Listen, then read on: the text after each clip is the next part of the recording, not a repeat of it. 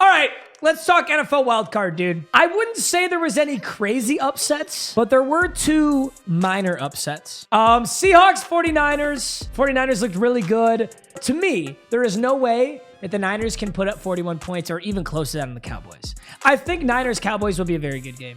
I'm hoping so. That should be insane. I think we were talking about last week before this game how Brock Purdy's going to perform. He's good, dude.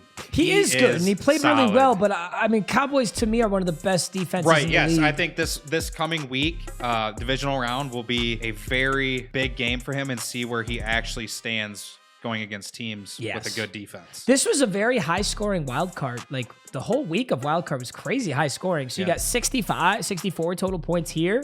Chargers, Jaguars. Also, a huge thank you to my favorite mobile game of all time, Raid Shadow Legends, for sponsoring today's video. You've got a phone, right? Then you should be playing Raid Shadow Legends, and if you're not, you're missing out. Raid is a completely free mobile RPG with tons of content. There are insane bosses to take on, hundreds of champions to collect. There are so many different strategies and ways to play. I know you're gonna find the perfect play style and have a blast like I do. I also love experimenting with cool mechanics and different strategies. And Raid lets you put that mechanical mastery to the test by crafting your ideal team of champions, customizing their builds with the best artifacts, and the social aspect is amazing. Raid is not just a single player game. You can experience it with your friends or play with strangers and make new friends. You can join a clan in the game itself to take on the Demon Lord, the Hydra, and much more. And for all new Raid players, Raid has something special for you. Download Raid Shadow Legends from the links below, copy your in-game player ID, then go to championselect.plarium.com. Enter your player ID, vote for your favorite starter champion. That's all there is to it. You can win in-game and real-life prizes, and even Amazon gift cards worth up to $1,000. And in Raid, there are tons of champions. The best champions, though, are legendary. And what if I told you you could get a free legendary champion, WWE superstar Ronda Rousey? You can get Ronda for free right now. And all you have to do is log in and play Raid for 7 days between now and February 20th. And Ronda's yours. That's all there is to it. And if you haven't started playing Raid yet, click my link in the description or scan my QR code on screen. You'll get unique bonuses worth $35. We're talking a free epic champion Jotun, 100k silver, 50 gems, and 2 epic skill tones. And all this treasure will be waiting for you right here in the top right of your screen at this chest icon. Available for 30 days for new players only. And enjoy the rest of the video. Blew a 27-0 lead. I don't know what the biggest playoff leads ever blown are, but 27-0. I think that might have been it. Maybe the biggest playoff lead ever blown. Been. Yeah. Yeah, this game was just fucking nuts, dude. Trevor Lawrence came back. Chargers fans are mauling. Nobody knows who to blame. There are a lot of people to blame for choking a 27-0 lead. But I'm going to say it's not Justin Herbert. Justin Herbert certainly could have played better, but he played great. He did what you're supposed to do. You get your team in the lead, and then your coaching staff is supposed to hold on to that lead. Dicker misses a kick, which would have given them 33 points. He missed a routine 40-yarder. They couldn't get the run game going. Here was the most interesting stat I saw from this game. It was when they were up 27-0, they were averaging like 1.2 yards per carry. So it's kind of concerning. It's like, damn, you're doing so well, but you can't run the football at all. And obviously, Trevor Lawrence was playing very questionable in that first half. Four interceptions at the first half. Dude, I thought the game was going to be over after that. Just Trevor Lawrence seemed like he was crumbling, dude. 4 interceptions from a second-year quarterback. You would think this dude's going to just crack under pressure. This is a playoff game. What do you say at halftime to convince the Jaguars that they haven't lost yet? Yeah, what was the score at halftime? Oh, right. They scored right before half. 27-7, yes. And then they scored 13. They scored 11. Dude, he went for 2, which is a ballsy-ass play call. Went for 2 and got it. Doug Peterson did. Yep. And then they go down, they kick. That game-winning field goal barely went in, too. Yeah. All of that shit was wild, but a win for the Jaguars, a win for Trevor Lawrence. Yeah. It was awesome. That was a sick game. That was a really sweet game. Dolphins, Bills. This is concerning for the Bills. I was just going to say, what does this mean for the Bills? I mean, Tua's out. You have the Bills, supposedly maybe the Chiefs, the best team in the NFL. Should have been pretty much a wash. What was the line before this game? 16.5. Yeah. So Vegas had Buffalo beating Miami by 17 points or more. And it comes down to the wire. Yeah, I mean, there were points in time where I was like, oh my God, the Dolphins are going to win. With Skylar fucking Thompson. Yeah. That would have been. I mean, granted, let's say it for what it is. Skylar Thompson did not play all that well. Josh Allen was kind of a turnover machine. One thing I saw about Josh Allen has 30 interceptions and fumbles. So like just turnovers. Yeah. He really does turn over the ball a lot. I guess so. Like a lot more than you think. I mean, when you talk about Josh Allen, you talk about one of the best quarterbacks in the league, but he does turn the ball over a lot. 2 interceptions for Josh Allen, 352, 3 touchdowns. Run game was mediocre. Everybody played good. I mean, a win is a win in the wild card, but it is concerning to see the Miami Dolphins put up 31. It is concerning. I don't know. I mean, you play like that against the Chiefs, you ain't going to be the Chiefs. That's what I'm saying. They got the Bengals next. So Yeah, I guess you gotta get through the Bengals They better first. buckle it up. I saw something, though. They were talking about ticket prices.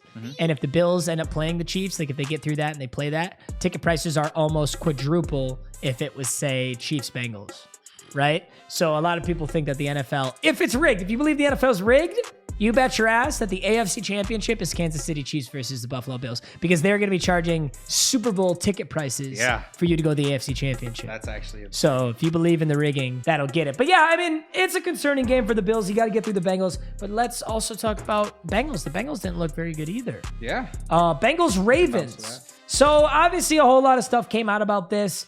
If you fumble the ball on the 1 yard line and the Bengals return that 98 yards, whatever, 99 yards for a touchdown, you don't deserve to win the ball game. A lot of people are giving a lot of shit for not giving that ball to J.K. Dobbins. I'm going to be honest. A lot of people don't agree with me on this, but this is a total hindsight is 2020 bullshit, right? You know what the most effective 1 or 2 yard plays in the entire NFL, like consistently across the years and years and years of football that is played? You want to talk analytics? QB sneak. Yeah. They ran the right play.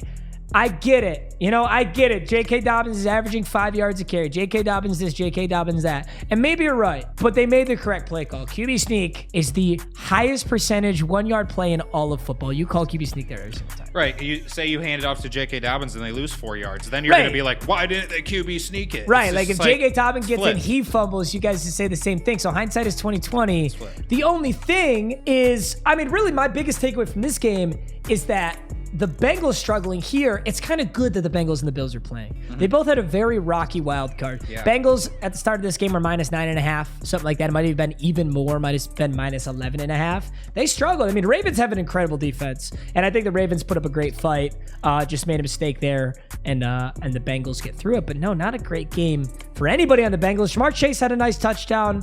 Everything else was very mid. It was a defensive AFC North game, and that's what we see sometimes. But Giants Vikings, oh my god, I was perfect on picks other than this game. Minnesota Vikings are frauds. Let's just call it for what it is. Really are, bro. Somebody tweeted out, is the Minnesota Vikings the worst 13-4 team of all time? Number one, are they the only 13-4 team of all time? They might be the only 13-4 team because of the 17 games. Yeah. So I don't know if they were trying to bait me with that or if they're saying, are they the worst team with such a good record, 13 wins? I think that was stupid. I don't think you can say that much about the Minnesota Vikings. I think the Minnesota Vikings made a big turnaround from last year. They look a hell of a lot better. You can't say Kirk Cousins played horrible. People love to cherry pick and show the highlight of him throwing a check down on that final play. You're right. He did throw a check down on the final play. That was stupid. He should have gone for someone deep. But guess what? He also threw 31 for 39, 273 yards and 2 touchdowns. And your defense led up 31 points to Daniel Jones. And this isn't anything against Daniel Jones. I think Daniel Jones has played great. He's proven that he's a lot better than people gave him shit for last year. And Saquon Barkley is still a stud. 2 touchdowns from him on only 9 carries. I personally would have been running the ball with Saquon Barkley even more. I think 9 carries is not enough for Saquon Barkley. Daniel Jones at 17. I think the biggest thing I took away from this game is just how good Daniel Jones actually is. Yeah. Played great. I thought he was just kind of like a fill-in QB until they maybe get someone in the draft or trade, whatever. That's how it looked last year. I think you're sticking with him. I don't think you're losing a draft pick or shelling out a shit ton of money for maybe a 1-year run with, say, Aaron Rodgers. I agree. I think you build around Daniel Jones. I think he was good. He's actually got a little speed on him. He can scramble. He's fast as fuck, man. He's pretty nasty, like chocolate. Dude. Yeah, I mean, Brian Dabble, give him some credit, dude. Brian DeBulio, right? Is that how you pronounce it, you guys? I think. Brian DeBeal. Great for him. Offensive. He's just been amazing. And yeah, I mean, people have been saying this about the Vikings, but their defense just sucks ass. And yeah, I mean, so what? Let's pretend you did beat the Vikings. You're not going to the Super Bowl and you're not winning it. playing like this. Like, even yeah. if I've seen Vikings fans posting the thing where Andrew Thomas false started and the Giants kind of got a free touchdown. Maybe that is true. I mean, maybe that is true. But if that one play kept you from going to overtime and potentially winning, you ain't getting past anybody else. So we'll see. Who do the Giants take on next? Do the Giants take on the Eagles? Eagles, yes. I don't see the Giants getting past the Eagles, and I don't really see the Vikings. Just looking at this, did did the Lions get fleeced? Look at Hawk, dude. 10 for 129.